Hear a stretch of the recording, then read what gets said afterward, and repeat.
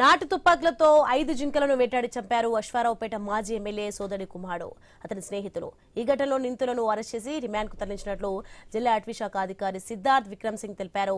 సత్తుపల్లి అటవీశాఖ రేంజ్ పరిధిలో గత నెల 24న ఘటనకు పాల్పడ్డారు. అటవీశాఖలో అవుట్ సోర్స్ ఉద్యోగిగా పనిచేసిన గోపీకృష్ణ అనే వ్యక్తి మద్దతు తీసుకుని ఘాతుకానికి పాల్పడినట్లు అటవీశాఖ అధికారి తెలిపారు. మన ఖమ్మం జిల్లాలో పెద్ద గడ్వి ఉంది. తల్లాడ పులిగుండాల పరిధిలో పెద్ద పెద్ద చిరుతపుల్లి ఉన్నాయి, అడవి దున్నా ఉన్నాయి, అట్లాగే ఎలుగుబంటి ఉన్నాయి. అండ్ మన జిల్లాలో 2 అర్బన్ పార్క్స్ ఉన్నాయి. కానీ రీసెంట్ గా మనకి కంప్లైంట్ ఏం వచ్చింది కి కొంతమంది అర్బన్ పార్క్ అర్ధరాత్రి వచ్చారు, అక్కడ వచ్చేసి హంటింగ్ పోచింగ్ చేసి వెళ్ళిపోయారు. 30th నవంబర్ 1st మనకి ఆఫెండర్ దొరికిపోయారు. ఆయన అంతకుముందు అర్బన్ పార్క్లో అవుట్ సోర్సింగ్ వాచర్గా పని చేశారు. ఆయన దగ్గర అంతా ఇన్ఫర్మేషన్ ఉండేది. ఇంకా డీప్ ఎంక్వైరీ చేసిన తర్వాత మనకి తెలిసింది నెక్స్ట్ ఫేజ్లో ఇంకా ఇద్దరికి మనం అరెస్ట్ చేయడానికి బాగా ప్రయత్నం చేశాము.